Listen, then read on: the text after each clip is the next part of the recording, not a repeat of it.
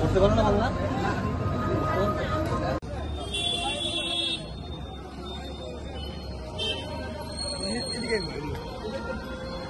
আমরা একটা আলোচনা রাখবো এখানে। আমি সকলের উদ্দেশ্যে অনুরোধ করছি, আপনারা যারা রাস্তার ওপাশে রয়েছেন আপনারা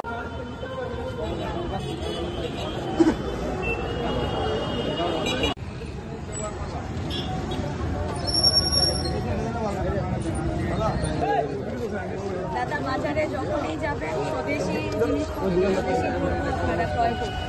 ফরেন গুডস নামক এক কর্মসূচি হাতে নিয়েছি।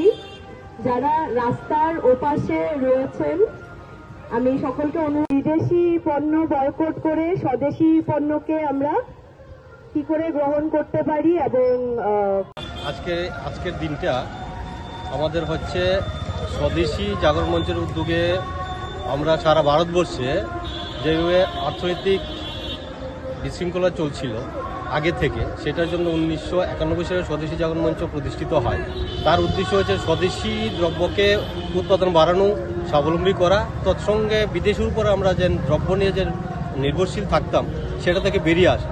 তার জন্য আমাদের কী হবে, স্বদেশি পণ্য উৎপাদন বৃদ্ধি করা এবং সঙ্গে ব্যবহার করাটা আমাদের মূল লক্ষ্য। মানুষের সামনে এই জিনিসটা বলা, দেশকে উন্নত অর্থনৈতিকভাবে স্বাবলম্বী করতে গেলে, দেশের অর্থনীতি স্বাবলম্বন করতে গেলে আমাদের উৎপাদন বাড়াতে হবে, ব্যবহার বাড়াতে হবে।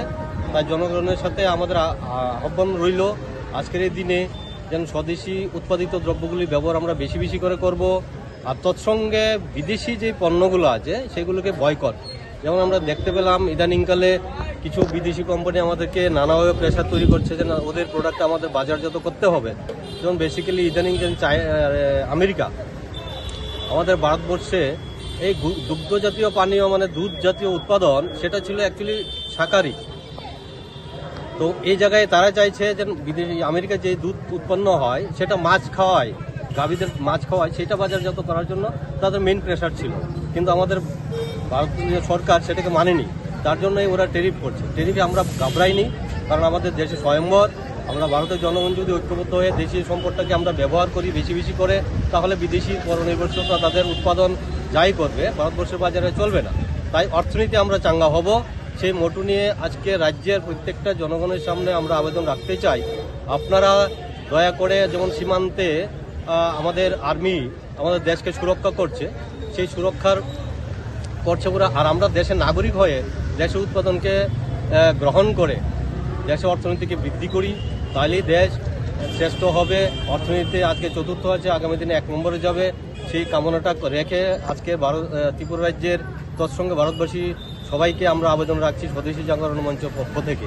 তো সবার কাছে এই আবেদন, আপনারা বেশি বেশি করে দেশীয় পণ্যের ব্যবহার করবেন এবং যারা উৎপাদনী আছে তাদেরকে সহযোগিতা করবেন, তাদের উৎসাহিত করবেন। সেটা আমার নাম ইন্দ্রজিৎ দেব, স্বদেশি জাগরণ মঞ্চের মহানগর সংসদ।